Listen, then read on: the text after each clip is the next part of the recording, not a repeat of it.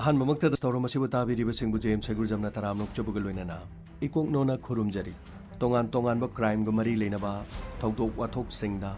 ꯃꯤꯌꯥꯝꯒꯤ ꯃꯤꯠ ꯅꯥꯀꯣꯡ ꯑꯣꯏꯅꯕꯒꯤꯗꯃꯛ 139 ꯁꯨꯕ ꯇꯥꯡꯀꯛ ꯊꯧꯗꯣꯛ ꯑꯁꯤ ꯖꯨꯟꯒꯤ ꯇꯥꯡ 16 2014ꯒꯤ ꯊꯧꯗꯣꯛ ꯑꯃꯈꯛ ꯅꯣꯔꯊ ꯏꯁꯠꯀꯤ ꯃꯐꯝ ꯑꯁꯥꯝꯒꯤ ꯈꯨꯡꯒꯪ ꯑꯃꯗ ꯊꯣꯛꯈꯤꯕ ꯊꯧꯗꯣꯛ ꯑꯃꯈꯛꯅꯤ ꯈꯨꯡꯒꯪ ꯑꯗꯨꯒꯤ ꯃꯃꯤꯡ ꯀꯕꯤꯔꯄꯨꯔ ꯑꯃꯗꯤ ꯊꯪꯅꯅ ꯂꯩꯕ ꯈꯨꯟ ꯁꯕꯦꯔꯥ ꯍꯥꯏꯔꯤꯕ ꯃꯐꯝ ꯑꯁꯤꯒꯤ ꯃꯤꯌꯥꯝꯒꯤ ꯃꯈꯣꯏꯒꯤ ꯅꯣꯡꯃꯒꯤ ꯍꯤꯡꯅꯅꯕꯒꯤꯗꯃꯛ ꯁꯨꯕ ꯍꯥꯏꯕꯁꯤ ꯆꯥ ꯃꯅꯥ ꯍꯦꯛꯄ ꯑꯃꯗꯤ ꯆꯥꯒꯤ ꯐꯦꯛꯇꯔꯤꯗ ꯊꯕꯛ ꯇꯧꯕ ꯍꯥꯏꯕꯁꯤꯅ ꯃꯈꯣꯏꯒꯤ ꯌꯥꯝꯅ ꯃꯔꯨꯑꯣꯏꯕ ꯁꯤꯟꯐꯝ ꯑꯃ ꯑꯣꯏꯔꯝꯃꯤ ꯃꯐꯝ ꯑꯁꯤ ꯈꯨꯡꯒꯪ ꯑꯃ ꯑꯣꯏꯕꯅ ꯌꯥꯝꯅ ꯆꯥꯎꯈꯠꯄꯒꯤ ꯃꯃꯤ ꯇꯥꯗꯕ ꯃꯐꯝ ꯑꯃꯈꯛꯅꯤ ꯑꯗꯨꯕꯨ ꯂꯝꯗꯝ ꯑꯁꯤꯗ ꯂꯩꯔꯤꯕ ꯄ꯭ꯔꯖꯥꯁꯤꯡꯅ ꯍꯤꯡꯅꯅꯕꯒꯤꯗꯃꯛ ꯆꯥ ꯕꯒꯥꯟꯗ ꯊꯕꯛ ꯇꯧꯕ ꯐꯦꯛꯇꯔꯤꯗ ꯊꯕꯛ ꯌꯥꯎꯕ ꯍꯥꯏꯕꯁꯤ ꯌꯥꯝꯅ ꯃꯔꯨꯑꯣꯏꯕ ꯁꯤꯟꯐꯝ ꯑꯃꯅꯤ ꯑꯁꯨꯝꯅ ꯃꯐꯝ ꯑꯁꯤꯗ ꯂꯩꯕ ꯃꯤꯑꯣꯏ ꯑꯍꯨꯝ ꯗꯦꯕꯤꯌꯥ ꯁꯣꯃꯦꯟ ꯑꯃꯗꯤ ꯒꯧꯔꯞ ꯍꯥꯏꯔꯤꯕ ꯃꯤꯑꯣꯏꯁꯤꯡ ꯑꯁꯤꯅ ꯃꯐꯝ ꯑꯁꯤꯗꯒꯤ ꯂꯥꯞꯅ ꯗꯦꯜꯂꯤꯗ ꯊꯕꯛ ꯇꯧꯕ ꯃꯤꯑꯣꯏꯁꯤꯡ ꯍꯥꯏꯔꯤꯕ ꯃꯤꯑꯣꯏꯁꯤꯡ ꯑꯁꯤꯅ ꯃꯈꯣꯏꯒꯤ ꯈꯨꯟ ꯀꯕꯤꯔꯄꯨꯔ ꯑꯃꯗꯤ ꯁꯕꯤꯔꯥ ꯍꯥꯏꯔꯤꯕ ꯃꯐꯝ ꯑꯁꯤꯗ ꯂꯥꯛꯇꯨꯅ ꯃꯐꯝ ꯑꯗꯨꯗ ꯂꯩꯔꯤꯕ ꯃꯤꯑꯣꯏꯁꯤꯡꯗ ꯃꯐꯝ ꯑꯗꯨꯗ ꯀꯔꯤꯒꯤꯗꯃꯛ ꯑꯁꯨꯝꯅ ꯊꯕꯛ ꯁꯨꯗꯨꯅ ꯂꯩꯒꯗꯧꯔꯤꯕꯅꯣ ꯗꯦꯜꯂꯤꯗ ꯆꯠꯇꯨꯅ ꯁꯦꯟ ꯌꯥꯝꯅ ꯐꯪꯕ ꯊꯕꯛ ꯌꯥꯝꯅ ꯂꯩ ꯃꯐꯝ ꯑꯗꯨꯗ ꯊꯕꯛ ꯁꯨꯕ ꯆꯠꯁꯤ ꯍꯥꯏꯗꯨꯅ ꯃꯈꯣꯏ ꯑꯍꯨꯝꯅ ꯇꯣꯉꯥꯟ ꯇꯣꯉꯥꯟꯅ ꯃꯤꯑꯣꯏ ꯀꯌꯥ ꯎꯅꯗꯨꯅ ꯋꯥꯔꯤ ꯁꯥꯔꯝꯃꯤ ꯃꯇꯝ ꯑꯗꯨꯗ ꯁꯣꯃꯦꯟ ꯍꯥꯏꯔꯤꯕ ꯃꯤꯑꯣꯏ ꯑꯁꯤꯅ ꯍꯔꯤꯗꯦꯕ ꯀꯧꯕ ꯃꯤꯑꯣꯏ ꯑꯃꯗ ꯃꯍꯥꯛꯅ ꯍꯥꯏꯔꯝꯃꯤ ꯁꯤꯗ ꯁꯨꯃꯥꯏꯅ ꯊꯕꯛ ꯁꯨꯔꯒ ꯄꯩꯁꯥ ꯀꯌꯥ ꯐꯪꯗꯣꯏꯅꯣ ꯅꯣꯏꯅ ꯅꯣꯡꯃꯗ ꯆꯥ ꯕꯒꯥꯟꯁꯤꯗ ꯄꯩꯁꯥ ꯐꯪꯉꯤꯁꯤ ꯂꯨꯄꯥ ꯀꯌꯥꯅꯣ ꯑꯗꯨꯒꯤꯗꯤ ꯁꯣꯃꯦꯟ ꯅꯣꯡꯃꯒꯤ ꯆꯥꯅ ꯊꯛꯅꯕꯗꯤ ꯈꯔ ꯑꯗꯨꯝ ꯐꯪꯉꯤꯗ ꯃꯁꯤꯅ ꯑꯗꯨꯝ ꯑꯩꯈꯣই ꯍꯤꯡꯕ ꯉꯝꯃꯤ ꯑꯗꯨꯅꯗꯤ ꯌꯥꯔꯣꯏ ꯍꯧꯖꯤꯛ ꯆꯥꯎꯈꯠꯂꯕ ꯃꯇꯝꯁꯤꯗ ꯅꯈꯣꯏꯅ ꯆꯥ ꯕꯒꯥꯟꯁꯤꯗ ꯆꯥ ꯃꯅꯥ ꯍꯦꯛꯇꯅ ꯆꯥꯒꯤ ꯐꯦꯛꯇꯔꯤꯁꯤ ꯊꯕꯛ ꯇꯧꯔ ꯀꯩꯗꯧꯗꯣꯏꯅꯣ ꯁꯦ ꯗꯦꯜꯂꯤꯗ ꯆꯠꯁꯦ ꯗꯦꯜꯂꯤ ꯍꯥꯏꯕꯁꯤꯗꯤ ꯚꯥꯔꯠꯀꯤ ꯀꯣꯅꯨꯡꯅꯤ ꯃꯁꯤꯗ ꯂꯩꯔꯤꯁꯤꯗꯤ ꯆꯥꯎꯈꯠꯂꯕ ꯃꯤ ꯉꯥꯛꯇꯅꯤ ꯃꯤꯅ ꯀꯤꯔꯤꯛ ꯀꯤꯔꯤꯛ ꯀꯤꯔꯤꯛ ꯀꯤꯔꯤꯛ ꯏꯟꯅꯕ ꯑꯗꯨꯒ ꯅꯣꯡꯃꯗ ꯈꯨꯠꯁꯨꯃꯟꯁꯦ ꯃꯤ ꯑꯃꯅ ꯂꯨꯄꯥ 2,000 ꯇꯥꯗꯅ ꯐꯪꯗꯣꯔꯤꯅꯤ ꯁꯤꯗꯁꯨ ꯃꯇꯝ ꯃꯥꯡꯉ ꯀꯩꯗꯧꯗꯣꯏꯅꯣ ꯑꯁ ꯁꯣꯃꯦꯟ ꯃꯗꯨ ꯑꯩꯈꯣꯏꯅ ꯍꯩꯅꯔꯣꯏꯗ ꯂꯥꯏꯔꯤꯛ ꯂꯥꯏꯁꯨ ꯍꯩꯕ ꯃꯤꯒꯤ ꯊꯕꯛꯅꯤꯗ ꯑꯩꯈꯣꯏꯗꯤ ꯏꯕ ꯄꯥꯕꯁꯨ ꯃꯌꯦꯛ ꯆꯠꯇꯦ ꯈꯔ ꯈꯔꯗꯅꯤ ꯑꯩꯈꯣꯏꯅ ꯏꯕ ꯄꯥꯕ ꯍꯩꯍꯧꯕ ꯑꯗꯨꯅꯕꯨ ꯑꯩꯈꯣꯏꯅ ꯂꯥꯏꯔꯤꯛ ꯇꯝꯍꯧꯗꯕꯅꯤꯅ ꯏꯆꯥ ꯏꯁꯨꯁꯤꯡꯁꯦ ꯃꯍꯩ ꯃꯁꯤꯡ ꯇꯝꯕ ꯉꯝꯅꯕ ꯄꯪꯍꯣꯠ ꯍꯣꯠꯅꯕ ꯍꯥꯏꯕꯗꯨꯅꯤꯗ ꯅꯣꯏꯅ ꯈ꯭ꯋꯥꯏ ꯁꯣꯜꯂꯤꯕ ꯋꯥꯈꯜꯁꯦ ꯑꯗꯨꯗꯅꯦꯕ ꯅꯈꯣꯏꯒꯤ ꯅꯆꯥꯅꯁꯨꯁꯤꯡꯁꯦ ꯅꯈꯣꯏꯗꯧꯅ ꯆꯥꯎꯔꯛꯂꯒ ꯍꯌꯦꯡ ꯃꯈꯣꯏꯁꯨ ꯐꯦꯛꯇꯔꯤꯁꯤꯗ ꯊꯕꯛ ꯇꯧꯍꯟꯒꯦ ꯍꯥꯏꯔꯣ ꯁꯦ ꯀꯥꯟꯅꯗꯦ ꯌꯥꯝꯅ ꯆꯥꯎꯈꯠꯂꯕ ꯃꯇꯝꯅꯤ ꯅꯈꯣꯏꯒꯤ ꯇꯨꯡꯒꯤ ꯅꯆꯥꯒꯤꯗꯃꯛ ꯈꯔ ꯈꯜꯂꯣ ꯑꯁ ꯁꯣꯃꯦꯟ ꯃꯗꯨ ꯑꯩꯈꯣꯏ ꯀꯌꯥ ꯅꯨꯡꯉꯥꯏꯔꯣꯏꯗ ꯑꯥꯗ ꯆꯠꯅꯔꯤꯕ ꯅꯤꯇꯤ ꯅꯤꯌꯣꯝ ꯑꯩꯈꯣꯏꯅ ꯈꯪꯕꯁꯨ ꯅꯠꯇ ꯃꯗꯨ ꯅꯨꯡꯉꯥꯏꯔꯣꯏꯗ ꯁꯣꯃꯦꯟ ꯑꯁ ꯑꯩꯅ ꯍꯥꯏꯁꯤ ꯅꯣꯏ ꯊꯥꯖꯗ꯭ꯔꯦꯅꯤ ꯑꯩꯈꯣꯏꯗꯒꯤ ꯍꯦꯟꯅ ꯂꯥꯏꯔꯕ ꯃꯤꯑꯣꯏ ꯀꯌꯥ ꯃꯔꯨꯝ ꯂꯣꯏꯅ ꯄꯩꯁꯥ ꯁꯦꯜ ꯊꯨꯝ ꯌꯥꯝ ꯄꯥꯏꯅꯈ꯭ꯔꯕꯅꯤ ꯗꯦꯜꯂꯤꯗ ꯂꯩꯔꯤꯕ ꯃꯤꯌꯥꯝꯁꯦ ꯈꯨꯗꯣꯡꯆꯥꯕ ꯌꯦꯡꯗꯅ ꯑꯇꯣꯞꯄ ꯁ꯭ꯇꯦꯠꯇꯒꯤ ꯂꯥꯛꯇꯅ ꯂꯩꯔꯤꯅꯤ ꯃꯐꯝ ꯑꯗꯨꯗꯗꯤ ꯁꯦꯜ తాꯟꯕ ꯍꯥꯏꯕꯁꯦ ꯌꯥꯝꯅ ꯂꯥꯏꯈ꯭ꯔꯖꯥꯅꯤꯗ ꯅꯈꯣꯏꯒꯤ ꯅꯆꯥꯅꯁꯨꯁꯤꯡ ꯈꯔ ꯂꯩꯔꯒ ꯄꯨꯒꯦꯁꯨ ꯄꯨ ꯑꯍꯥꯟꯕꯒꯤꯗꯤ ꯅꯪ ꯆꯠꯁꯦ ꯑꯗꯨꯒ ꯆꯠꯅꯕꯤꯗꯨ ꯅꯪ ꯈꯪꯉꯅꯤꯗꯅ ꯑꯗꯩ ꯆꯠꯅꯕꯤꯗꯨ ꯅꯪ ꯈꯪꯕꯗꯒꯤꯗꯤ ꯅꯪꯒꯤ ꯅꯨꯄꯤꯁꯨ ꯈꯪꯉꯅꯤ ꯑꯗꯨꯒꯤ ꯅꯪꯒꯤ ꯅꯆꯥꯅꯨꯄꯤꯁꯨ ꯃꯈꯣꯏꯁꯨ ꯑꯗꯨꯝ ꯈꯪꯉꯅꯤ ꯀꯩꯅꯣ ꯗꯣꯛꯇꯔ ꯏꯟꯖꯤꯅꯤꯌꯥꯔꯒꯗꯨ ꯑꯣꯏꯕ ꯄꯥꯝꯗ꯭ꯔꯣ ꯅꯆꯥꯅꯁꯨꯅ ꯍꯌꯦꯡ ꯃꯥꯏ ꯄꯥꯛꯄꯗꯨ ꯅꯣꯏ ꯄꯥꯝꯗ꯭ꯔꯕ ꯑꯁ ꯁꯣꯃꯦꯟ ꯃꯗꯨ ꯑꯩꯈꯣꯏꯅ ꯑꯣꯏꯕ ꯍꯧꯅꯗꯦꯗ ꯐꯔꯦ ꯌꯨꯝꯁꯨ ꯌꯧꯁꯜꯂꯛꯑꯦ ꯑꯗꯨ ꯑꯩꯁꯨ ꯈꯟꯈꯤꯒꯦ ꯑꯗꯨ ꯀꯔꯤꯒꯨꯝꯕ ꯑꯩꯅ ꯆꯠꯅꯤꯡꯂꯒꯗꯤ ꯅꯉꯣꯟꯗ ꯀꯣ ꯍꯥꯏꯔꯛꯀꯦꯅꯦꯀꯣ ꯑꯣ ꯐꯔꯦ ꯐꯔꯦ ꯑꯗꯨ ꯃꯨꯟꯅꯗꯤ ꯈꯜꯂꯣ ꯑꯃꯨꯛꯇꯪꯗꯤ ꯆꯠꯂꯒ ꯇ꯭ꯔꯥꯏ ꯇꯧꯔꯁꯦ ꯌꯥꯗ꯭ꯔꯒ ꯑꯩ ꯀꯣꯛ ꯊꯤꯜꯂꯛꯀꯦ ꯀꯩꯗꯧꯔꯒꯦ ꯀꯩꯁꯨ ꯃꯥꯡꯒꯗꯧ ꯅꯠꯇꯦꯗ ꯃꯤꯅ ꯄꯩꯁా ꯌꯥꯝ ꯐꯪꯅꯕꯗꯨꯗ ꯑꯩꯒꯤ ꯈꯨꯡꯒꯪꯁꯤꯗ ꯂꯩꯔꯤꯕ ꯃꯤꯁꯤꯡꯁꯤꯁꯨ ꯄꯩꯁా ꯐꯪꯍꯟꯅꯤꯡꯗꯅ ꯇꯧꯕꯩ ꯋꯥꯅꯤꯗ ꯑꯗꯨ ꯀꯣꯟꯅ ꯑꯩ ꯆꯠꯅꯤꯡꯉꯁꯨ ꯅꯉꯣꯟꯗ ꯍꯥꯏꯔꯒꯦ ꯑꯩ ꯌꯨꯝ ꯌꯧꯔꯦ ꯑꯩ ꯂꯩꯍꯧꯔꯒꯦꯀꯣ ꯑꯁꯨꯝꯅ ꯁꯣꯃꯦꯟ ꯍꯥꯏꯔꯤꯕ ꯃꯤꯑꯣꯏꯁꯤꯅ ꯍꯔꯤꯗꯦꯕꯗ ꯍꯥꯏꯔꯤꯕ ꯑꯁꯤꯒꯨꯝꯅ ꯃꯐꯝ ꯑꯗꯨꯗ ꯂꯩꯔꯤꯕ ꯃꯤꯁꯤꯡꯗ ꯃꯍꯥꯛꯅ ꯇꯠꯇꯅ ꯃꯐꯝ ꯑꯁꯤꯗꯒꯤ ꯍꯦꯟꯅ ꯈꯨꯗꯣꯡꯆꯥꯕ ꯗꯦꯜꯂꯤꯗ ꯂꯩꯒꯅꯤ ꯃꯐꯝ ꯑꯗꯨꯗ ꯊꯕꯛ ꯁꯨꯔꯨꯁꯤ ꯁꯦꯜ ꯌꯥꯝꯅ ꯐꯪꯒꯅꯤ ꯑꯁꯨꯝꯅ ꯃꯍꯥꯛꯅ ꯃꯤꯄꯨꯝ ꯈꯨꯗꯤꯡꯃꯛꯀꯤ ꯃꯍꯥꯛꯅ ꯍꯥꯏꯔꯝꯃꯤ ꯁꯣꯃꯦꯟ ꯈꯛꯇ ꯅꯠꯇꯦ ꯒꯧꯔꯞ ꯍꯥꯏꯔꯤꯕ ꯃꯤꯑꯣꯏ ꯑꯁꯤꯅꯁꯨ ꯈꯨꯡꯒꯪꯒꯤ ꯃꯤꯑꯣꯏ ꯀꯌꯥꯗ ꯃꯍꯥꯛꯅ ꯍꯥꯏꯔꯝꯃꯤ ꯃꯁꯤ ꯈꯛꯇ ꯅꯠꯇꯅ ꯂꯩꯀꯥꯏ ꯂꯝꯗꯝ ꯑꯗꯨꯗ ꯂꯩꯕ ꯏꯟꯈꯠꯂꯛꯂꯤꯕꯤ ꯅꯨꯄꯤ ꯃꯆꯥ ꯀꯌꯥꯗꯁꯨ ꯃꯍꯥꯛꯅ ꯋꯥꯔꯤ ꯁꯥꯔꯝꯃꯤ ꯑꯁꯨꯝꯅ ꯗꯤꯕꯤꯌꯥ ꯍꯥꯏꯔꯤꯕ ꯅꯨꯄꯤ ꯑꯁꯤꯅꯁꯨ ꯅꯨꯄꯤ ꯃꯆꯥ ꯀꯌꯥ ꯃꯍꯥꯛꯅ ꯈꯣꯝꯖꯤꯟꯗꯨꯅ ꯗꯦꯜꯂꯤꯒꯤ ꯅꯨꯡꯉꯥꯏꯕ ꯗꯦꯜꯂꯤꯗ ꯄꯩꯁꯥ ꯐꯪꯕ ꯗꯦꯜꯂꯤꯒꯤ ꯆꯥꯎꯈꯠꯄ ꯑꯁꯤꯒꯨꯝꯕ ꯅꯨꯡꯉꯥꯏ ꯌꯥꯏꯐꯕꯒꯤ ꯋꯥꯔꯤ ꯀꯌꯥꯅ ꯑꯉꯥꯡ ꯀꯌꯥꯒꯤ ꯃꯕꯨꯛꯅꯤꯡ ꯑꯣꯟꯅꯅꯕ ꯋꯥꯔꯤꯗ ꯁꯥꯗꯨꯅ ꯂꯩꯔꯝꯃꯤ ꯑꯁꯨꯝꯅ ꯅꯨꯃꯤꯗꯥꯡ ꯍꯔꯤꯗꯦꯕꯒꯤ ꯅꯨꯄꯤꯅ ꯍꯔꯤꯗꯦꯕꯗ ꯍꯥꯏꯔꯛꯈꯤ ꯁ꯭ꯋꯥꯏꯗꯅꯦ ꯁꯣꯃꯦꯟ ꯍꯥꯏꯕ꯭ꯔꯥ ꯀꯩꯅꯣ ꯗꯦꯜꯂꯤꯗ ꯊꯕꯛ ꯇꯧꯋꯦꯕ꯭ꯔꯥ ꯀꯩꯅꯣ ꯑꯗꯨ ꯌꯥꯝꯅ ꯎꯏꯀꯣ ꯑꯩꯗꯤ ꯃꯗꯨ ꯅꯨꯄꯥꯗꯣ ꯀꯌꯥ ꯑꯐꯕ ꯃꯤ ꯃꯥꯟꯗꯦ ꯉꯁꯥꯏꯁꯨ ꯅꯪꯒꯔ ꯀꯩꯅꯣ ꯋꯥꯔꯤ ꯁꯥꯟꯅꯈꯤꯗꯥꯏꯅꯦ ꯑꯩꯗꯤ ꯌꯥꯝ ꯍꯩꯅꯗꯦꯀꯣ ꯑꯁ ꯈꯪꯉꯤꯗ आदा चलुसी आदा थबक सुरुसी पैसा यामना फंगनी अखोइना सहरदुदा लेबे याबा नतेदा लारिक लाइसो हइबसु नतना इमाय पंगाई हारि बाइदुनिदा कदाइनो हापो चाक तो हापो मतमदुदा पिकलिबी मचानुपी अंजलि नहरकी बाबा मोगी दिल्ली हाइसिबो यामना सौखले हाय मसिबु कयाम सौखबे जानो ए नंगोंददि कनाना हाइबा अदुबुरो असिदा इचे दिव्याना हाइनी दिल्ली दा चलदी फजबा ngakto uni lambi thong leinunggi train aduga fajaba gari fajaraba building aduga mafam aduda leiba misingdo ekhoini hindi film do ubudo mokhoi gumba ngaktani hai film da yauriba misingse aduga delhi da so ayamba lei hai anjali mahaki wado ta da makta मधुद अखोइना यामना खंजन याबा नते अदुगने अखोइना होनरिबसे नंगिनी लारिक लाइसु निंथिना पागदबन अदुगने मखोइना हाइबो वादुदने नंगना थाजदना मधुदन अखोइना मतुंग इनबा याबा नतेको होय बाबा आई खंगिदा सुम जेदिबियाना हाइबदो अदु सुम तंबनिदा फरे फरे असुमना मसिगी मतुंगदा दिव्या अमदि सोमेन अमदि गौरव मखोई अहुमना खुंगंग अदुदा लेबा मियोइसिंगदा दिल्लीदा थबक सुबा चटसी हाइबा नुपी मचा अमदि नुपा कयादा मखोइना यामना तत्तना हाइबा तोकलमदे मसिगी मतुंगदा Anjali school हलकपा मतमदा ममानबी अमगो वारी सानारमी अंजलि नंगरांग जेदिबियागा फमिनर वारी सानैदो करी हाइनिनो अदुबुरो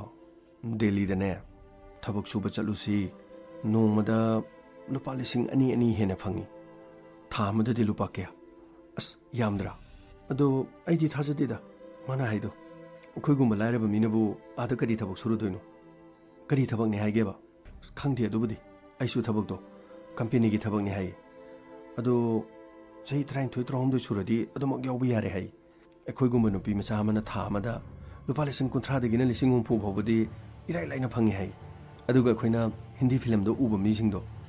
मखोइसुने अदा लोइना लेइ हाइ अदुगा मखोइगुमसुने अदाइदा लोइना लेइ हाइ फजरबा गारी फजरबा युम बिल्डिंग का अखोइना फिल्म दो उबदो अदुमाइना लोइ तौइ हाइ अदो अंजलि अदुबा सेंबो ओरिजालो खंगदेदा माना सुम हाइबने खोइ बाबा होइसु आदा थबक सुबा ससेन हाइ अदो बाबानादि हम ngangi अखोइदि सिदा लेरिसे शहर गाइदो इमाना पोपदगी उजद्रिको नखरबा अखोइगी गुवाहाटी लेरिसिबो अखोइदि अमुक्ता बुजत्रि अदो जेदिबियाना हाइबा गुवाहाटी गुम्बा सरुक चामने हाइ दिल्ली दे फजरिसि अदो फदि फजरंगनिको असुमना ममानबी अनि ओनसेनदन वारी साखि असुमना चमजरबा खुंगंग अदुदा लेरिबा लाइरबो ओइरबसु चाबा थकपा फंगननबगिदमक चागी बगानदा चा मना हेकपा चागी फैक्टरी दे थबक तौबा हाइबसिना लमदम अदुगी यामना मरुइबा सिनफम अमनि अदुबु नोंम नुमिदांग वाइरम अमा हरिदेव महाक मयुमदा हलकी अंजलि अंजलि अंजलि ए ममा कइनो युमसे थोंसो हांगिना अंजलि दी लेती ए कदाइ चख्रजानो यासंगपुगी ममसिला कानसिदन हांगैदि चा इंजांग लोइदुनो लेरमदि इमुंगसे इहांग हांगी आई मखारोमदमते यंगखे अदुगा मोइ बाबाना सोमदमते चलमते यंगबिउ होय होय आई सोमदमते चलगे यंगखे अंजलि अंजलि अंजलि गीता नखोइ दखोइ अंजलि लाकपरा ए मा ngसाइदि उखि अखोइ सोमददि लाक्ति अस कदाइदा चख्रजानो युमदसु लेहौदि सुमाइना मुक्ता तौदबनि असुमना युम अदुदा अंजलि कोइथि थिबा मतमदा अंजलि फंकिरमदे मसिगी मतुंगदा खुंगंग अदुदा अंजलि कोइथि थिबा मतमदा अंजलि फंकिरमदे मसिगी मतुंगदा लेखाइगी मी मथंग मथंग हरिदेवगी युमदा लाखि मसिगी मतुंगदा हरिदेवना हाइखि मयाम अइगी चानोपि अंजलि लेरमद्रिसे सोमेना पुबा सोइदुन ओरंगने मतम खरगी ममांगदा मयामसो खंबिरंगने दिल्लीदा थबक सुबा चसे दिल्लीदा पैसा यामना फंगी मसी महाना खुदि यामना हाइरमबने नखोइदसो हाइरमद्रा होय अखोइदसो हाइरमे अदुबु ngasai numidang warang khoina ubadadi somen do bus ta mahak tong bai uhowe adu matam adu dadi na khoigi na sana pidi yaukidi taseng bani aina harise bus ta ma mathanda tong bade ui adudi Delhi de chasena yamna horumbase Gaurav aduga Divya adudi mokhoini na soidana to borungani Haridev aina ubadadi Divya sunga sai mathanda sakhi aduga Gaurav su kanam to luina khide mokoi nga sai bus samada tong duna sakhibedo ai uhowe karino harisibu adu rabadi khoigi chano pisi mafung kadai lege doriba maya matiam to pangbi khunggang asigi labuk lamang mafung kadai kadai da khoigi chano pile hebse mayam ti yingminasi asumna lekai adugi miyam changdana Anjali gi khongul lekhirami labuk lamhang pukri turil mafung kayada koi thi kirami adubu Anjali phangba ko lekhidi matangi numita mafam madudagi khara lapna leiba police station amada mokoi satkirami sab akhoi gi chanupi Anjali do ngarang akhoni yum halakpada yumda leiramdabni sab akhoi gi chanupi je amta khara thibiu sab kaino ne haijibo no yumda halakpa matamda na chanupi leiramde haijibo khangna chanaba nungsi chanaba daga chengi borum basu yaida chahi kya surge sab chahi tara mari tranga khaktangari adugum wakhan khanbagi matam nate sab akhoi gi mateng khara pangbiu sab mahaki photo yorokro sab photo sida lejer o kadai sidi phanem chawrine sidi khangna chanaba nupa da chen bo rongani ko sab adugum to godaba ngang nate sab mahi masing tammi bani era haujiki matam dabu kaino nupi masa sing chahi tara mari tara mangam ta ngai ngamdrabu ngaktani da nokhoina ngangani na kibadagi atopa nungsina nupa ga atopa khunda chatpo ramsu ye khari yengkiji amukta de khoi gi mateng cha pangbiu sab sumaina mukta tok dobani sab hoine akhoi pawdu phangmuga noi da harake asumna wafam adu da police na kaya thok saramdi masidagi mama mapa yamna warami thiba yaba thiki adubu Anjali mafam khangkidi hanglabasu kanada hanglugani awaba ama haibedu oiram asumna numit mangani haukirami Haridev gi imung manung aduki matik wakiram tabak suba sumakoi suba chatpangam kidi machano pina khanghogduna mangkhiba aduda imung do ungdunu kaptuna dumak leki matamadu da lekai gi miyama hatu chilaki Haridev Divya do basta ki kumhobani aduga magi leifam do aduna khanda chalhobani lo akhoi chasilo mangoda muto hangusilo yamna fare adudi nangna tami ba pause chasilo adugane lekai gi mi khara so koi khomuga purga sakisi asumna lekai gi miyoi khara khomaga Divya hariba Delhi da thabak tawi haribi nupi sigi mayumda Haridev amadi miyam laki Divya Anjali kai le hayo Anjali du kadai le kaino haidubo aidi khangde na hey khangde bero nangna aigi chada nangna Delhi da thabak torbudi pesa phangani haiduna nangna wari yamna sadaine ha Delhi da chachena na koina mafam asida leba nupi macha khodimak nangna wari sadaine hayo Anjali kai le adudi koi gi kungung ase lairabani mi ayamba sel tum loina ma wana bani na mateng pangna ba haiduna Delhi da chalabadi pesa yamna phangani afabo wafam na ina haibadudi kungung ase gi chakhona ba natro aigi chado Delhi da nana kari thabak pibna hayo karino haisibo aina na khoigi na chadu purugabu aina kungung ase da halaise halakidro mayam ta khaluni mahaki macha sibo aina puruga aina mafam ase da irai laina halakadra ba aina khoigi na chanu pidoi khangde mafam ase da leiba mi mayam de somen amasu Gaurav na su sidagi thabak suru sena mokhoina so hori dudi adu mokhoi de so hungu kaino adudi somen ge lepam hayo somen kadai dele adudi aisu khangde mokhoi kadai dele haibadudi aiga mokhoi ge thabak pun sunate Divya nang soidana khangani magi address to khoi dom ta pibiu khoi ga wa chenang am to ubiu ke do buge ai hoji ti mokhoi ge address khangde ado ai so hangake mokhoi Delhi haibadi khang adubu Delhi haibasdi yamna pak chawkur basaraman ai mathang lakpada soidana make ai mokhoi ge address to ai khangna bo honake masigi matungda mokhoi mafam adudagi laki mama mapa chafam thapam khangkide numida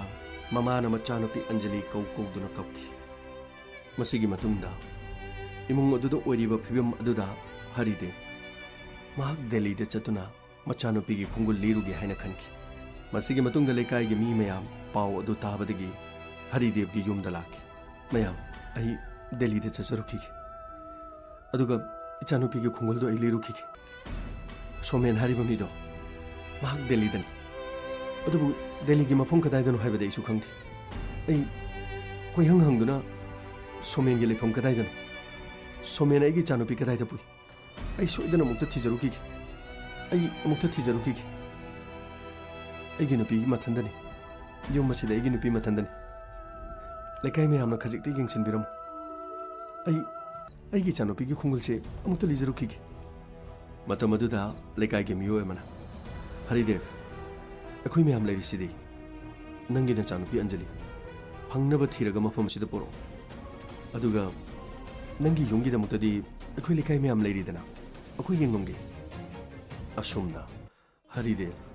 मयुमद लेइब पैसा खरा पाइदुना दिल्ली चटननबगीदमा दिल्ली चटखिरम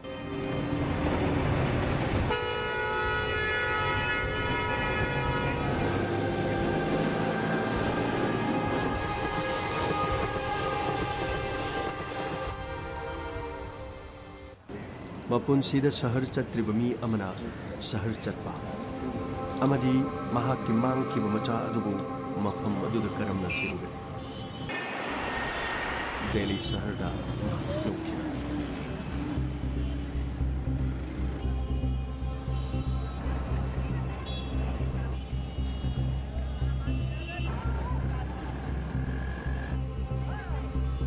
शहर अदुदा महांगने हेक यौबगा क्रिक क्रिक इनब मी मयाम कैथेल की गाड़ी मखो सिनमी कया मियाम कया फजरब गाड़ी वांगलब yum मथोल कया कया मफम अदु येंगबदा महाक अंगक पोइखि करम्ब मफम द चलगा महाक की मांगखिब मचानुपी थीगन अमदी मचानुपी बु पुदुना चटखिब सोमेन मतौ करमना थीगन महाक करी मत खंगथि अदुबु मचा मांगखिबगी मचांगना ममाना पोकपदगी अमुक्त चत्रिबा दिल्ली शहर अदुदा लाक्तुना मचानुपी थीब महाक हौरखि असुमना महाक कैथेल अदुदा लेबा दुकान अमदे चंगदुना दुकान अदुगी मपुदा महाक हाइखि सब सोमेन हाइबा मियोय मखंबिब्रा ए सोमेन अदि कनानो सब अखोइगी खुंगंगदगिनी नोइगी खुंगंग हाइदुबु कैनो नोइ खुंगंगना करिनो सब आई असमदगिनी अदुगा आइगी खुंगंगी ममिंग कबीरपुर नंगना हरिबदुदी अखोइ खंगबा ngamदेदा महाक दिल्ली करी थबक तौइ हाइगे सब अदुदी अखोइ करीमता खंगदे मा दिल्ली ददी थबक तौबने अदु महाक एड्रेस पु खंगब्रो सब एड्रेस ती खंगदे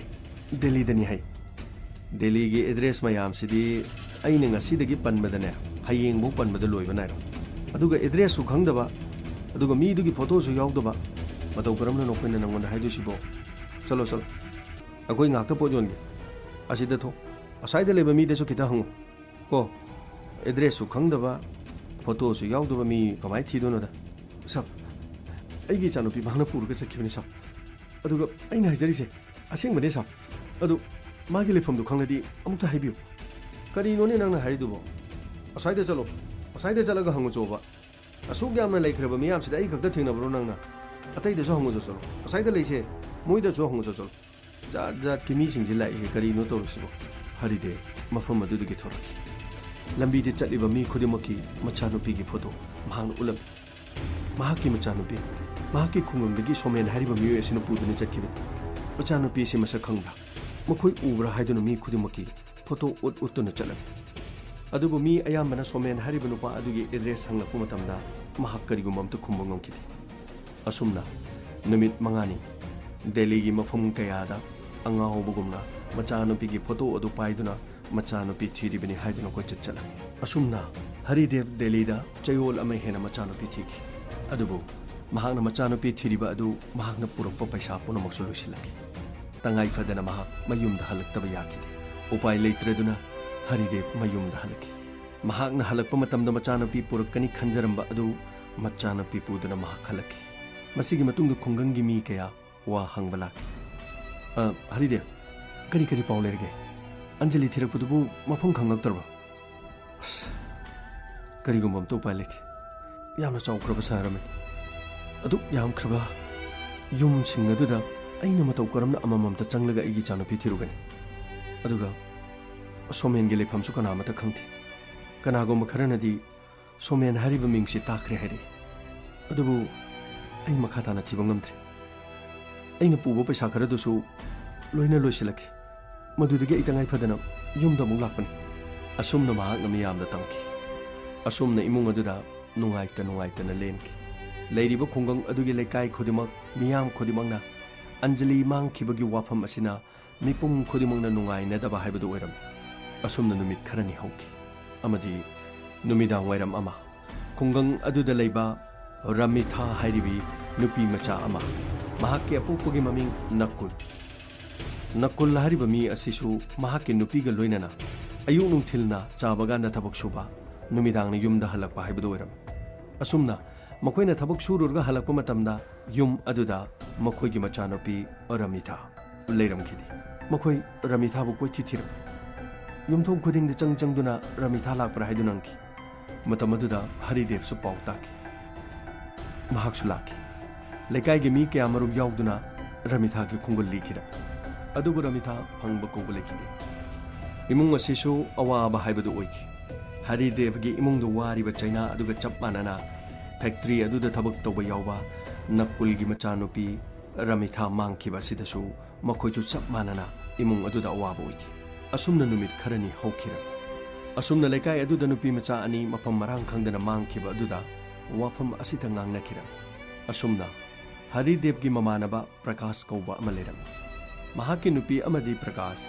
ꯑꯌꯨꯛ ꯑꯉꯟꯕꯗꯒꯤ ꯆꯥ ꯕꯒꯥꯟꯗ ꯊꯕꯛ ꯁꯨꯕ, ꯅꯨꯃꯤꯗꯥꯡ ꯋꯥꯏꯔꯝ ꯍꯜꯂꯛꯄ ꯍꯥꯏꯕꯗꯨ ꯃꯈꯣꯏꯁꯨ ꯑꯣꯏꯔꯝꯃꯤ꯫ ꯃꯁꯤꯒꯤ ꯃꯇꯨꯡꯗ ꯄ꯭ꯔꯀꯥꯁꯀꯤ ꯃꯆꯥꯅꯨꯄꯤ ꯆꯍꯤ 13 ꯁꯨꯔꯕꯤ ꯑꯃ ꯂꯩꯔꯝꯃꯤ꯫ ꯃꯗꯨꯗ ꯄ꯭ꯔꯀꯥꯁꯅ ꯍꯥꯏꯈꯤ, ꯑꯅꯨꯁ꯭ꯔꯤ, ꯅꯪꯗꯤ ꯀꯗꯥꯏ ꯆꯠꯇꯣꯏꯅꯣ? ꯕꯕꯥ, ꯑꯩ ꯁ꯭ꯀꯨꯜ ꯆꯠꯀꯦ ꯇꯧꯕꯅꯤ꯫ ꯀꯝꯄ꯭ꯌꯨꯇꯔ ꯀ꯭ꯂꯥꯁ ꯂꯩꯌꯦ꯫ ꯑꯣ, ꯐꯔꯦ ꯐꯔꯦ꯫ ꯑꯗꯣ ꯅꯪꯁꯨ ꯄꯥꯎꯁꯤ ꯇꯥꯔꯦꯗꯅꯀꯣ? ꯍꯣꯏ ꯕꯕꯥ, ꯑꯩ ꯈꯪꯉꯤ, ꯑꯩ ꯂꯣꯏꯅ ꯇꯥꯔꯦ꯫ ꯑꯗꯣ ꯁꯦ ꯁꯤ ꯅꯪꯒꯤ ꯂꯩꯔꯛꯄꯅꯤ꯫ ꯁꯤ ꯐꯖꯕ꯭ꯔꯥ ꯑꯝꯇ ꯌꯦꯡꯉꯨꯁꯤ꯫ ꯕꯕꯥꯅ ꯂꯩꯔꯛꯄꯅꯤ꯫ ꯕꯕꯥ, ꯁꯤꯗꯤ ꯌꯥꯝ ꯐꯖꯩꯌꯦ꯫ ꯑꯩꯅ ꯁꯦꯠꯄꯗ ꯌꯥꯝ ꯐꯖꯒꯅꯤꯌꯦ꯫ ꯕꯕꯥ, ꯑꯩꯗꯤ ꯁꯤ ꯌꯥꯝꯅ ꯄꯥꯝꯃꯤ꯫ ꯃꯇꯝ ꯑꯗꯨꯗ ꯑꯅꯨꯁ꯭ꯔꯤ ꯃꯍꯥꯛꯀꯤ ꯗ꯭ꯔꯦꯁ ꯑꯗꯨ ꯄꯥꯏꯔꯒ ꯃꯤꯡꯁꯦꯜꯗ ꯌꯦꯡꯂꯝꯃꯤ꯫ ꯑꯃꯗꯤ ꯂꯩꯀꯥꯏ ꯑꯗꯨꯗ ꯗꯤꯕ꯭ꯌꯥ ꯀꯧꯕꯤ ꯅꯨꯄꯤ ꯑꯃꯒ ꯃꯍꯥꯛꯀ ꯎꯅꯕ ꯃꯇꯝꯗ ꯋꯥꯔꯤ ꯁꯥꯟꯅꯕ ꯑꯗꯨ ꯅꯤꯡꯁꯤꯡꯂꯛꯈꯤ꯫ ꯆꯦ ꯗꯤꯕ꯭ꯌꯥ, ꯑꯩꯈꯣꯏ ꯁꯤꯗꯗꯤ ꯂꯥꯏꯔꯤꯛ ꯇꯝꯕꯁꯦ ꯌꯥꯝꯅ ꯃꯇꯤꯛ ꯆꯥꯅ ꯐꯪꯗꯦ꯫ ꯑꯗꯣ ꯑꯩꯗꯤ ꯂꯥꯏꯔꯤꯛꯁꯦ ꯃꯈꯥ ꯌꯥꯝꯅ ꯇꯝꯊꯅꯤꯡꯉꯤ꯫ ꯗꯦꯜꯂꯤꯗꯒ ꯂꯥꯏꯔꯤꯛ ꯇꯝꯃꯒ ꯊꯕꯛ ꯀꯥꯏꯁꯦ ꯑꯆꯧꯕ ꯇꯧꯕ ꯑꯩꯗꯤ ꯌꯥꯝꯅ ꯄꯥꯝꯃꯤ꯫ ꯑꯣ, ꯑꯗꯨꯗꯤ ꯗꯦꯜꯂꯤꯗ ꯆꯠꯁꯤ꯫ ꯗꯦꯜꯂꯤꯗ ꯆꯠꯂꯒ ꯆꯍꯤ ꯑꯃꯃꯨꯛꯇꯅꯤ ꯅꯪ ꯃꯥꯡꯊꯣꯛꯑꯣ꯫ ꯑꯗꯨꯒ ꯆꯍꯤ ꯑꯃꯒꯤ ꯃꯅꯨꯡꯗ ꯊꯥ ꯑꯃꯗ ꯂꯨꯄꯥ 50,000 ꯑꯗꯨ ꯑꯣꯏꯔꯕꯗꯤ ꯆꯍꯤ ꯑꯃꯗ ꯂꯨꯄꯥ ꯀꯌꯥꯅꯣ ꯌꯦꯡꯉꯨ꯫ ꯑꯗꯨꯒꯤ ꯄꯩꯁꯥꯗꯨꯅ ꯅꯪꯅ ꯍꯩꯅ ꯁꯤꯡ ꯇꯝꯃꯗꯤ ꯑꯐꯥꯎꯕ ꯅꯨꯄꯤ ꯑꯃ ꯑꯣꯏꯕ ꯌꯥꯗꯣꯏꯅꯤ꯫ ꯑꯩꯅ ꯗꯦꯜꯂꯤꯗ ꯆꯠꯁꯦ ꯍꯥꯏꯁꯦ ꯁꯤꯒꯤꯅꯤ꯫ ꯑꯗꯨ ꯆꯦ, ꯑꯥꯗ ꯁꯨꯗꯣꯏ ꯊꯕꯛꯁꯦ ꯀꯔꯤꯅꯣꯕ? ꯄꯪꯈ꯭ꯔꯦ ꯑꯅꯨꯁ꯭ꯔꯤ, ꯅꯪꯗꯤ ꯂꯥꯏꯔꯤꯛꯁꯨ ꯍꯩꯔꯤꯗꯨꯗꯤ꯫ ꯊꯕꯛ ꯋꯥꯗꯅ ꯅꯪꯗꯤ ꯑꯗꯨꯝ ꯆꯦ ꯆꯥꯡ ꯁꯨꯔꯒ ꯄꯩꯁా ꯈꯔꯒ ꯐꯪꯕ ꯌꯥꯅꯤ꯫ ꯑꯗꯨꯁꯨ ꯅꯪꯗꯤ ꯂꯥꯏꯔꯤꯛ ꯈꯔꯒ ꯍꯩꯕꯅꯤꯅ ꯅꯪꯅ ꯐꯔꯤꯕ ꯊꯕꯛꯇꯨ ꯍꯦꯟꯅ ꯐꯒꯠꯂꯣ꯫ ꯅꯪꯒꯤ ꯇꯣꯂꯣꯞꯇꯣ ꯊꯥ ꯑꯃꯗ ꯂꯨꯄꯥ 50,000 ꯄꯤꯗꯣꯏꯅꯤ꯫ ꯃꯣꯏ ꯑꯥꯗꯗꯤ ꯃꯤ ꯑꯃꯅꯅꯦ ꯊꯥ ꯑꯃꯗ ꯂꯨꯄꯥ 1,00,000 ꯍꯦꯟꯕ ꯉꯥꯛꯇꯅꯤ꯫ ꯑꯗꯨ ꯅꯠꯇꯗꯤ ꯀꯩ ꯀꯥꯟꯗꯣꯏꯅꯣ? ꯑꯩꯈꯣꯏ ꯁꯤꯗꯗꯤ ꯊꯥ ꯑꯃ ꯊꯕꯛ ꯁꯨꯔꯒ ꯂꯨꯄꯥ 2,000-3,000 ꯐꯪꯕ꯫ ꯑꯗꯨꯅꯅꯤ ꯑꯩꯅ ꯁ꯭ꯋꯥꯏꯗ ꯂꯩꯔꯤꯕ ꯃꯤꯁꯤꯡꯁꯦ ꯀꯥꯟꯅꯗꯦ, ꯁꯤꯗꯒꯤ ꯑꯥꯗ ꯆꯠꯂꯁꯤ, ꯊꯕꯛ ꯁꯨꯔꯨꯁꯤ, ꯄꯩꯁా ꯐꯪꯉꯨꯁꯤ ꯍꯥꯏꯕ꯫ ꯑꯗꯨꯕꯨ ꯃꯌꯥꯝꯁꯦ ꯑꯃꯠꯇ ꯌꯥꯅꯗꯦ꯫ ꯀꯩꯗꯧꯔꯦ ꯑꯅꯨꯁ꯭ꯔꯤ, ꯅꯪꯒꯤ ꯐꯤꯔꯣꯜꯗꯨ ꯐꯖꯗ꯭ꯔꯕꯣ? ꯕꯕꯥ, ꯌꯥꯝꯅ ꯐꯖꯩꯌꯦ꯫ ꯗ꯭ꯔꯦꯁꯁꯤ ꯎꯕꯗꯅꯦ ꯑꯩꯗꯤ ꯋꯥꯈꯜ ꯑꯃ ꯈꯜꯂꯨꯔꯦꯕ꯫ ꯑꯣ, ꯑꯗꯣ ꯕꯕꯥꯅ ꯍꯥꯏꯕꯗꯨ ꯀꯥꯎꯕ ꯌꯥꯗꯦꯀꯣ? ꯍꯣꯏ ꯕꯕꯥ, ꯑꯗꯣ ꯑꯩ ꯀꯝꯄ꯭ꯌꯨꯇꯔ ꯀ꯭ꯂꯥꯁ ꯌꯥꯎꯔꯛꯈꯤꯒꯦ꯫ ꯍꯣ, ꯆꯠꯂꯣ ꯐꯖꯅ ꯆꯠꯂꯨꯀꯣ꯫ ꯃꯁꯤꯒꯤ ꯃꯇꯨꯡ ꯅꯨꯃꯤꯠ ꯅꯤꯅꯤ ꯂꯩꯔꯒ ꯅꯨꯃꯤꯗꯥꯡ ꯋꯥꯏꯔꯝ ꯄ꯭ꯔꯀꯥꯁ ꯊꯕꯛ ꯁꯨꯕ ꯍꯜꯂꯛꯈꯤ꯫ ꯑꯃꯗꯤ ꯅꯨꯃꯤꯗꯥꯡ ꯋꯥꯏꯔꯝ ꯑꯗꯨꯗ ꯑꯅꯨꯁ꯭ꯔꯤ ꯕꯦꯒ ꯑꯃ ꯌꯥꯜꯂꯒ ꯊꯣꯔꯛꯈꯤꯔꯝꯃꯤ꯫ ꯃꯇꯝ ꯑꯗꯨꯗ ꯄ꯭ꯔꯀꯥꯁꯅ ꯍꯥꯏꯈꯤ, ꯑꯅꯨ, ꯅꯪꯗꯤ ꯀꯗꯥꯏꯗꯅꯣ? ꯕꯕꯥ, ꯑꯩ ꯔꯤꯇꯥ ꯈꯣꯏꯗ ꯂꯥꯏꯔꯤꯛ ꯄꯥꯃꯤꯟꯅꯔꯨꯒꯦ ꯇꯧꯕꯅꯤ꯫ ꯑꯩꯅ ꯈꯪꯗꯕ ꯈꯔ ꯂꯩꯔꯦ, ꯃꯥꯒ ꯇꯥꯟꯅꯔꯒꯗꯤ ꯍꯦꯛꯇ ꯊꯣꯛꯑꯦ꯫ ꯑꯗꯣ ꯃꯥꯒꯤ ꯃꯅꯥꯛꯇ ꯆꯠꯂꯨꯒꯦ ꯇꯧꯕꯅꯤ꯫ ꯑꯣ, ꯐꯔꯦ, ꯂꯥꯛꯑꯣ, ꯑꯁꯥꯏꯕꯨ ꯈꯣꯡꯅ ꯆꯠꯂꯒ ꯊꯤꯟꯕꯤꯔꯝꯃꯒꯦ ꯂꯥꯛꯑꯣ꯫ ꯅꯠꯇꯦ ꯕꯕꯥ, ꯌꯥꯔꯅꯤ꯫ ꯕꯕꯥ ꯊꯕꯛ ꯋꯥꯅ ꯁꯨꯔꯨꯔꯒ ꯑꯩ ꯑꯃꯨꯛ ꯊꯤꯟꯕ ꯆꯠꯂꯗꯤ ꯋꯥꯔꯅꯤ꯫ Baba yum da chatpiramo. Aduga aisung haktang larik paraga adum halage. Oh, pare. Adu anu matam siyam na pati ko. Baba na haibado nang kaupa yadi ko. Hoy baba, ay nga na dumahalaki. Asumna mamsilaki. Numidangi matamna Anusri yumda halakadabadu halakkiramde. Masigi matungda Prakashna machanopi halaktabaduda warami. Maramdi khungang aduda thangna na angang nupi macha ani mangbagi thangdok leiribanina mahakki mapa warami. Masigi matungda Rita gi yumda chaki. Rita. Kari haigen ka? Okay Anusri laktro. Akal ngasidi lakti. Nahangaydi lakpasu yawbani. Ngasidi mak lakti. Ngasaibodi school da so aiga thingnei ado hojikiti lakti nakhoi de sakani harame manadi aduga asuk thingla bhawa yumda lahudi as phare adu dei chaluki asumna Prakash yumda laki mahaki nupisu mafam kayada Anusri thiki adubu Anusri thiba khangkidi masigi matungde imung adu da kapna launaki karidi upai le asumna khongang adu da nupi ahum mafam marang khangdana mangkhiram Masigi matungda Haridev Nakul Makhoisu laki. Onchin aduna makhoigi machana pi mangki badugi damak teng tharam. Madugi matungda Prakash na herki. Haridev nangi na samang busu amadi Nakul gi machamang busu makhoi chehi taramari taramanga ngaktan. Wakhal mapung phadriba. Aduga aigi chanupina chehi taratre. Wakhal khanmangam nabi. Aina magi damak factory de thabak yauduna Magi mahi masing tamna na nabgi damak kaya da wana wana kiba. Aduga nakhoi gina chanapi Anjali Ramita makoi mang kiba gi nungai taba warido mangunda kaya khana ina saribani. Adubu asiguma waba kaya si khangna magni yum thadokduna chakkiba haibasibu masibu chumbrani. Akhoi gi chanapi akhoi bu nungsibi nati akhoi bu thadokduna chapung ngomkri. Haridev Nakul karino akhoi gi thakta tobiribasibu nongan madagi numit tapa phau thabuk sudana leiba aduga yumdana akhoi gi chanabi halakpa matamda leiramdaba sibu Prakash yarese hoji akhoi teng thabana kaim khana ro akhoi police ta chase aduga akhoi complain toruse Nakul aigi cha mangkhibada police na harakkibu wado ai kaudri khungang asida dine police na akhoi bu masing thaba nati akhoi bu mi ama oina uba nati makhoina aigi cha mangkhibada nong mutu sumo khoina mateng pangbidi wado ari matagani madu kari sukanaro adu bharide akhoi amuktang de haruse hojik ki angang hom surubani lo chasilo asumna makoi police station adu de chakki police station adu de yoboga wari punama police ta tamki amadi police na hari karino no khoi buna chana su singdubu khara wara watemba yadro noi bu ngaktro tari ba pau sibu no khoi bu ngaktraba migi lamda sigumbu wari si tabraiba mama mapa na thabuk subu sakre alaga bacha masu yumda leiramdre sibu noi ne di nongan badagi chai bagan da thabuk suduna lei somdana na sa singduna kari tori edi noi di yengsendi adu di mang khiba tabani manggu mangdine khungang asida leiri singdo noi gi na sa do homjuru banatro atai leiri singju loi mang khini section gadabani mama mapa gi daitani aduga ina haibado angang singdu loina chawre moi gi khangna chanaba kana lei amuk thigalo aduga ne makhoi ge chen chongbo rongani kuta chadra dia to pas state nang sai ni yoromani inspector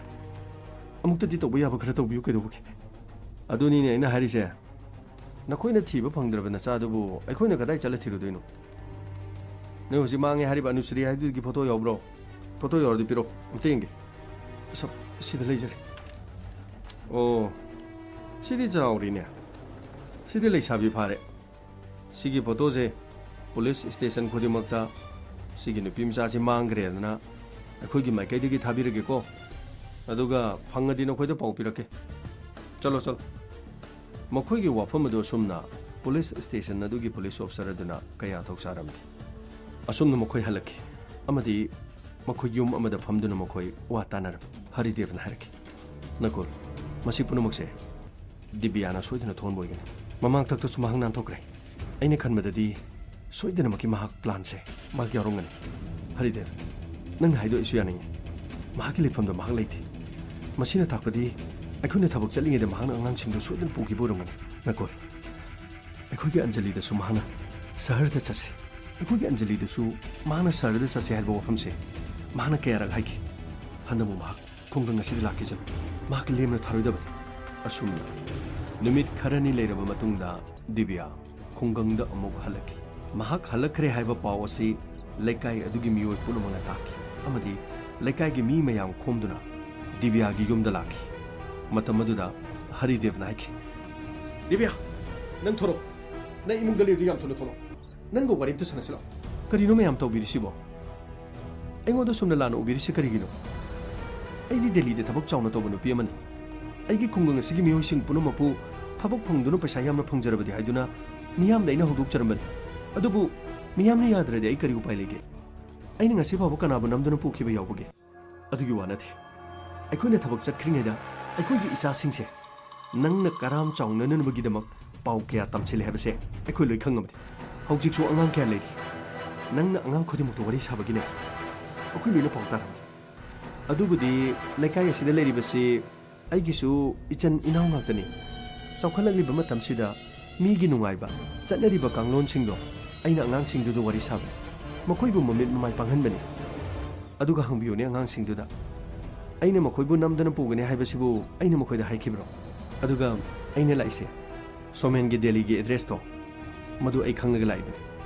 ꯑꯩꯁꯨ ꯅꯨꯡꯉꯥꯏꯇꯗꯨꯅꯅꯦ ꯃꯗꯨ ꯄꯤꯒꯦꯅ ꯚꯔꯥ ꯇꯤꯡꯒꯩ ꯃꯐꯝ ꯑꯁꯤꯗ ꯂꯥꯛꯏ ꯁꯦ ꯁꯤꯒꯤ ꯆꯦꯁꯤꯗ ꯏꯔꯕꯅꯤ ꯁꯤꯗ ꯂꯩꯔꯦ ꯃꯍꯥꯛꯀꯤ ꯑꯦꯖꯦꯟꯁꯤꯗꯣ ꯑꯗꯨꯒꯤ ꯃꯃꯤꯡ ꯑꯗꯨꯒ ꯃꯍꯥꯛꯀꯤ ꯑꯦꯖꯦꯟꯁꯤ ꯑꯁꯤꯗ ꯆꯠꯂꯒ ꯁꯣꯃꯦꯟꯒꯤ ꯃꯔꯝꯗ ꯀꯨꯞꯅ ꯊꯤꯕꯤꯔꯣ ꯑꯗꯨꯒꯅꯦ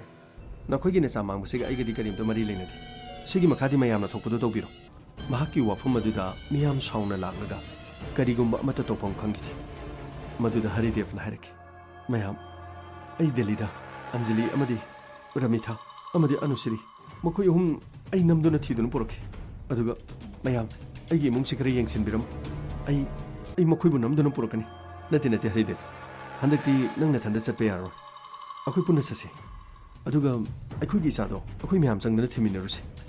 ꯅꯠꯇꯦ ꯅꯀꯣ ꯑꯩꯈꯣꯏ ꯃꯌꯥꯝ ꯆꯠꯂꯗꯤ ꯚꯔꯥ ꯌꯥꯝ ꯇꯤꯡꯒꯅꯤ ꯁꯦꯜꯁꯨ ꯌꯥꯝ ꯇꯤꯡꯒꯅꯤ ꯑꯗꯨꯒ ꯏꯃꯨꯡꯁꯤꯡꯁꯦ ꯂꯣꯏꯅꯃꯛ ꯆꯥꯛꯈꯨꯝ ꯃꯩ ꯃꯨꯠꯂꯅꯤ ꯃꯌꯥꯝꯅ ꯑꯩꯒꯤ ꯏꯃꯨꯡꯁꯨ ꯈꯔ ꯌꯦꯡꯕꯤꯔꯝꯃꯨ ꯑꯗꯨꯒ ꯑꯩ ꯁꯣꯏꯗꯅꯃꯛꯀꯤ ꯑꯉꯥꯡ ꯑꯍꯨꯝꯗꯣ ꯑꯩ ꯊꯤꯔꯒ ꯄꯨꯔꯛꯈꯤ ꯅꯠꯇ꯭ꯔꯒ ꯑꯩꯅ ꯃꯈꯣꯏ ꯂꯩꯔꯦ ꯍꯥꯏꯕꯒ ꯅꯈꯣꯏꯗ ꯄꯥꯎ ꯄꯤꯔꯛꯈꯤ ꯅꯈꯣꯏ ꯃꯌꯥꯝ ꯑꯃꯨꯛ ꯗꯦꯜꯂꯤꯗꯒꯤ ꯑꯩꯈꯣꯏꯕꯨ ꯂꯧꯕ ꯂꯥꯛꯑꯣ ꯑꯁꯨꯝꯅ ꯍꯔꯤꯗꯦꯕꯅ ꯃꯌꯥꯝꯗ ꯍꯥꯏꯈꯤꯔꯝꯃꯤ ꯃꯁꯤꯗꯒꯤ ꯍꯔꯤꯗꯦꯕ ꯑꯦꯗ꯭ꯔꯦꯁ ꯏꯕ ꯆꯦ ꯑꯗꯨ ꯄꯥꯏꯔꯒ ꯗꯦꯜꯂꯤꯗ ꯆꯠꯈꯤꯔꯝꯃꯤ ꯑꯦꯗ꯭ꯔꯦꯁ ꯑꯗꯨꯗ ꯃꯍꯥꯛ ꯀꯣꯏꯊꯤ ꯊꯤꯕ ꯍꯧꯔꯛꯈꯤ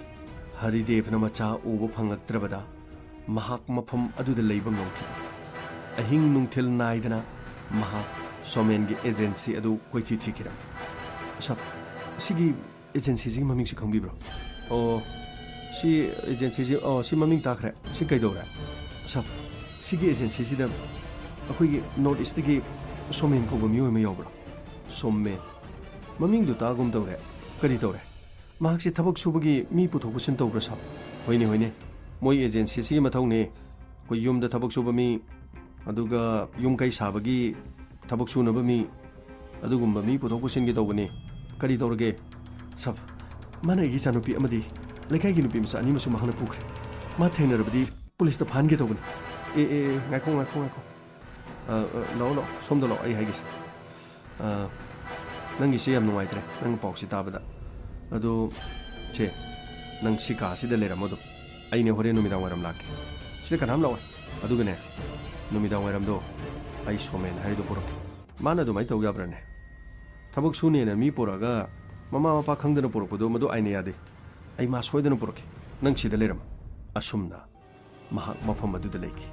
ꯃꯁꯤꯒꯤ ꯃꯇꯨꯡꯗ ꯃꯍꯥꯛ ꯐꯣꯟ ꯂꯧꯊꯣꯛꯇꯨꯅ ꯃꯍꯥꯛꯀꯤ ꯈꯨꯡꯒꯪꯗ ꯂꯩꯕ ꯄ꯭ꯔꯀꯥꯁꯇ ꯐꯣꯟ ꯇꯧꯈꯤ ꯄ꯭ꯔꯀꯥꯁ ꯑꯩ ꯁꯣꯃꯦꯟꯗꯣ ꯉꯁꯤ ꯅꯨꯃꯤꯗꯥꯡ ꯋꯥꯏꯔꯝ ꯁꯣꯏꯗꯅ ꯊꯦꯡꯅꯔꯅꯤ ꯑꯗꯨꯒꯅꯦ ꯃꯔꯤ ꯃꯈꯣꯡ ꯄꯨꯝꯅꯃꯛ ꯑꯩꯈꯣꯏ ꯂꯣꯏꯅ ꯈꯪꯉꯤ ꯀꯩꯅꯣ ꯍꯥꯏꯖꯔꯤꯗꯦ ꯅꯪ ꯃꯥꯒ ꯎꯅꯔꯕꯣ ꯅꯠꯇꯦ ꯑꯩ ꯎꯅꯗ꯭ꯔꯤ ꯃꯍꯥꯛꯀꯤ ꯑꯦꯖꯦꯟꯁꯤꯗꯨꯕꯨ ꯌꯥꯝꯅ ꯃꯨꯟꯅ ꯈꯪꯕ ꯃꯤ ꯑꯃ ꯂꯩꯔꯝꯃꯦ ꯑꯗꯨ ꯃꯍꯥꯛꯅ ꯄꯨꯕꯤꯔꯛꯑꯒꯦ ꯍꯥꯏꯔꯦ ꯍꯣꯔꯦꯟ ꯅꯨꯡꯗꯥꯡ ꯋꯥꯏꯔꯝ ꯎꯅꯔꯁꯦꯅ ꯍꯥꯏꯔꯦ ꯑꯩ ꯃꯐꯝ ꯑꯗꯨꯗ ꯉꯥꯏꯗꯨꯅ ꯂꯩꯔꯦ ꯑꯗꯨ ꯄꯥꯎꯗꯨ ꯍꯦꯛ ꯐꯪꯕꯒ ꯑꯩ ꯅꯉꯣꯟꯗ ꯍꯣꯔꯦꯟ ꯅꯨꯃꯤꯗꯥꯡ ꯀꯣꯜ ꯇꯧꯔꯛꯀꯦ ꯑꯩ ꯍꯧꯖꯤꯛꯀꯤꯗꯤ ꯐꯣꯟ ꯊꯝꯃꯒꯦꯀꯣ ꯍꯣꯏ ꯑꯁꯨꯝꯅ ꯍꯔꯤꯗꯦꯕꯅ ꯄꯤꯔꯛꯂꯤꯕ ꯄꯥꯎ ꯑꯗꯨ ꯄ꯭ꯔꯀꯥꯁꯅ ꯃꯍꯥꯛꯀꯤ ꯅꯨꯄꯤꯗ ꯇꯝꯂꯝꯃꯤ ꯅꯀꯨꯜꯗꯁꯨ ꯇꯝꯂꯝꯃꯤ ꯑꯃꯗꯤ ꯍꯔꯤꯗꯦꯕꯀꯤ ꯅꯨꯄꯤꯗꯁꯨ ꯇꯝꯂꯝꯃꯤ ꯋꯥꯐꯝ ꯑꯁꯤ ꯇꯥꯕꯗ ꯃꯆꯥ ꯃꯥꯡꯈꯤꯕ ꯃꯃꯥ ꯃꯄꯥ ꯑꯃꯗꯤ Haridev ki nupi makhoi gi mapungning da khajitang nungai badi phaujaram amarom da numidang waram yoksilaki asum ngai bada numit mamsilaki masigi matung da Haridev ki manakta somen logo chakkiba nupa du laki asidalo somen haibado sida leire tu mak sida leire lo amti yenglo somen du kadai no mak kana phugudabani kadai madugi matung da nupa adugi tungdagi somen thorokiram hey apangba nangna suyamna mafam masida laga ibu yolibisi karigino deligi mafam khudimukta nangna ibu kochi thiraga koyang hanglibisi karigino masigi pawse pulisna tarabadi aine togbe thabakse kari ogini nang khamra hauji police की मनाक्ता नंग चत्रिंगेदा अगी नाक्ता लाको छ्याम फरे से अगी खुट्टा पारी बचैसु उरब्रा सिगी चैसिना नंगी नकोक्तुदा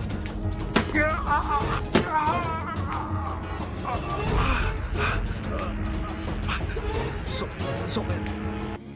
nang kamdoi apang bakhungang mi nang gumna so aigi khungul libani gaina ai dress ka purba lai wajid kari thore somen kanano haibada nang wajid khangledana masigi matungda Haridev laimai da takiram amarom da Haridev na phone torokani haiduna Prakash na ngai kibadu phone torokhiram masigi matungda Prakash na Haridev ki number da call tokiram adubu mahak ki number adu switch off adu makhai asumna numit asidagi Haridev ki phone off adumak leki asumna hapta ama hen khiram khungangda lehuriba mama mapa leibe yaki Haridev na halaktaba amadi mahak ki phone switch off lekiba asina amuk hena laiman oikiram Haridev halaktaba amadi mahak ki mobile phone switch off lekiba asina Haridev ki nupisu amuk hena wajaram asumna masidagi tha kaya hokiram angang sing adugi mawa mapau karigumba amata takidi Haridev ki mapau su takidi police ta hanglurabasu karigumba amata khangba leite haina adumak hairaki masigi makha amuk tarakpada nong manung til pobop amada car amada miyoi ani laktuna yum amagi mamang da khamlame amadi car adugi manung dagi miyoi amana ekoi lakle Ravina ekoi la uncle ai loire फिरोचे आई योमलंबनी आई थोरगे मसिगी मतुंगदा खरा लापना लेबे yum अमदगी नुपा अमखंगना yum अमगी ममांगदा car अमा खामदुना तौरीबा मोंगदु उरमे अमदी महक चिंगनदुना मफम अदुदा परप मखोंगना lucky अदुबु yum अदु खरा लापनबना योफात्रिंगेदा रविनागी मपा देवतन थेंगनकिरम देवतन आई नंग थेंगनबा याम फरे नखुगी सुमांगदा car अमा खामिसिबु युंगने नखुगी नचानबिगसु वारी सानबु इ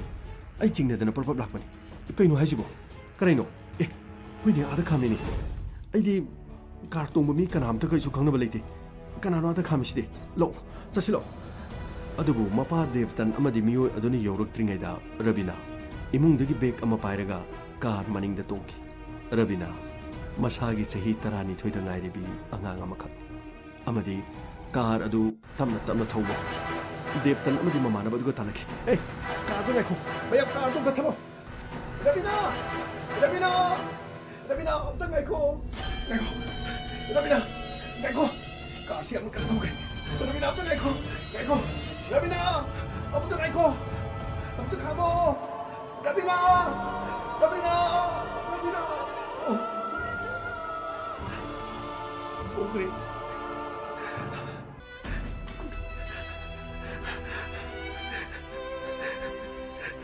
Karino. Biglebi, saya terani juga dengan hari ini Janobi. Kau ibu tahu aku nak cakap. Karino, kau gilam nama sih tahu siapa Karino. Biglebi Janobi si pogri.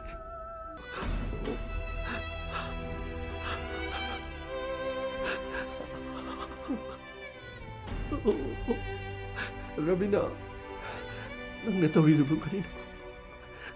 Nang yaudana ko'y kamay ni hingani. Ravina.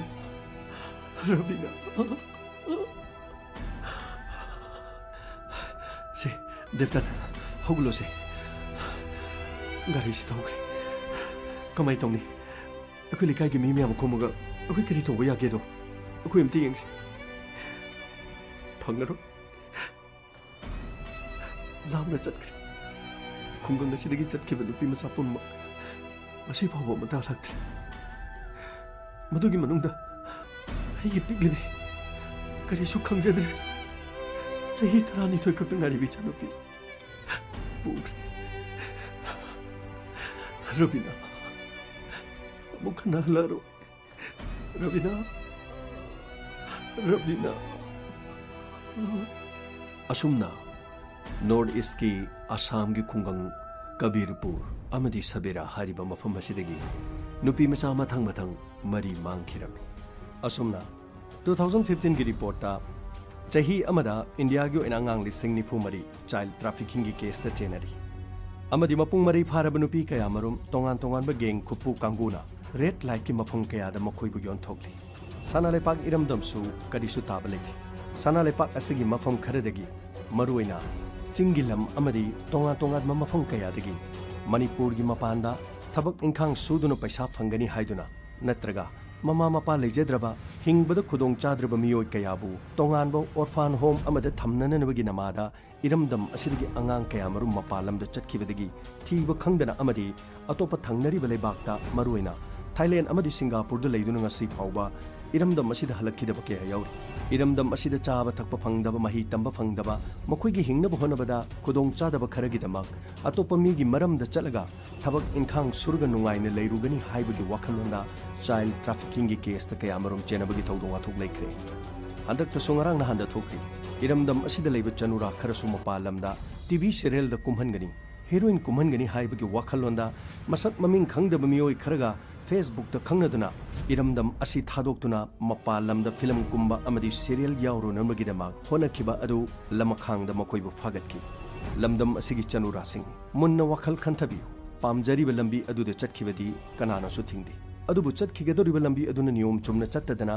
अतोप लंबी अमद चटखिदुना पुंसीगी थांगदोकपु ngamlaroi खोंथांग अमद फाजिनदुना थमदुना लेखिबा तारबदी निंगदोन पोमदुना पुंसी चुप्पा खंगु थक्ता मांगबा नत्तना करिसु उपाय लेरो मरुएन इंखलंगलिबिसिंग वाखन मुना खनबियु हाइबदे यामना लाइबनी तौथोकपदे यामना लोबनी खनबददी मालेम असुगी निंगथौ अइनी हाइना खनबे याय अदुबु ओइरकपददी मालेम असिदा अइंगोंदगी हेना तोनबा कनासु लेरमदबसु याय अदुबु अइखोइ तोनथोनि हिंगदब नति अइखोइ मियोइबा अमनी मालेम असिदा हिंगननबगी हक अइगी चपचाना ले हक अदुदा नियम चुमना मालेमगी चना कांगलोन असि कायदना हिंगननबगीदमक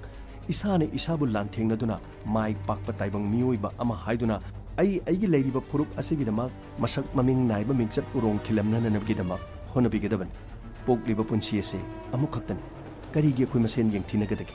ꯋꯥꯈꯜ ꯈꯔ ꯈꯔ ꯈꯟꯊꯗꯨꯅ ꯈꯣꯡꯊꯥꯡ ꯑꯐꯕꯁꯤꯡ ꯊꯥꯡꯕꯤꯌꯨ ꯃꯔꯨꯑꯣꯏꯅ ꯏꯟꯈꯠꯂꯛꯂꯤꯕꯁꯤꯡ ꯌꯨꯝꯒꯤ ꯃꯤꯅ ꯍꯥꯏꯕꯅ ꯊꯣꯏꯅ ꯊꯥꯖꯗꯕ ꯂꯝꯂꯥꯟꯕꯅ ꯍꯥꯏꯕꯗꯅ ꯍꯦꯟꯅ ꯊꯥꯖꯒꯟꯕ ꯃꯇꯝ ꯑꯃ ꯑꯣꯏꯒꯜꯂꯤ ꯊꯥꯡꯒꯗꯣꯔꯤꯕ ꯈꯣꯡꯊꯥꯡ ꯑꯗꯨ 8-10 ꯊꯣꯛꯅ ꯃꯨꯟꯅ ꯍꯪꯕꯤꯌꯨ ꯄꯨꯟꯁꯤꯒꯤ ꯊꯥꯡꯒꯗꯣꯔꯤꯕ ꯈꯣꯡꯐꯝ ꯑꯗꯨꯗ ꯏꯁꯥꯅ ꯐꯤꯔꯦꯞ ꯑꯗꯨ ꯍꯥꯟꯅ ꯂꯧꯕꯤꯒꯅꯨ अखंग अहि इथक थोंबसिंग 8-10 थोकना खनबगी चनबी लेहनबियु इंडिया की लेरिबा मेट्रोपॉलिटन सिटी सिंगदा मरुइना खंदुना मुक्ति येंबियु अखोइगा सकचु करीमता मानद्रबा लोइनना अखोइगा फिजे चकचासु मानबा नतबा अदुगुंबा फुरुप अदुगी मसक फजबी कया लेना इरमदम मसिगे अखोइगी चनुरा कनाबु लमदम अदोमदा फिल्म कुमना ननबगीदमक कनाना कौरकदोरिगी खुदोंग चाबा अमा फंगननबगीदमक मांगदा थाकलिबा लांग अदु अदोमना थुदनननबगीदमक मतम पुनमक होनबि ताकचबा नचदि तमजबा खक्तनी अखोइगिदि इनबीबा अमसुंग इनबीदबदि अदोमदा लेरि अदोंगी माइ पाकबा अमसुंग अफबा अदुदा अखोइसु खुबा खुजगी फुरुपचा अमा ओइना ngasigidamoktadi ahanba tangkak matang asida lusinjere makha taba case asigi ani suba tangkak mathangi episode ta taminasi sanalepak iramdam kangleipak na yaikhari tabiriba singbu james haigurjamna mukahna khurumjari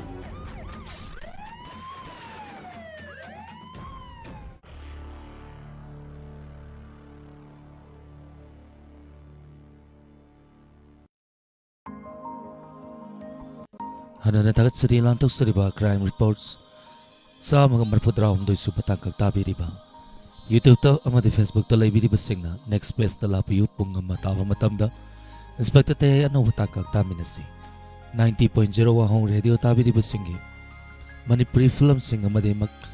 ꯑꯦꯜꯕꯝꯁꯤꯡꯗꯒꯤ ꯂꯧꯈꯠꯆꯕ ꯃꯈꯜ ꯃꯊꯦꯜꯒꯤ ꯏꯁꯩꯁꯤꯡ ꯈꯨꯗꯣꯜ ꯇꯝꯖꯒꯦ ꯃꯌꯥꯝ ꯄꯨꯟꯅ ꯇꯥꯃꯤꯟꯅꯁꯤ ꯍꯧꯖꯤꯛꯀꯤ ꯑꯣꯏꯅꯗꯤ ꯃꯤꯀꯨꯞ ꯈꯔꯗꯪ ꯃꯌꯥꯝꯗꯒꯤ ꯂꯥꯞꯊꯣꯛꯆꯔꯤ ꯄꯨꯝꯅꯃꯛꯄꯨ ꯈꯨꯔꯨꯝꯖꯔꯤ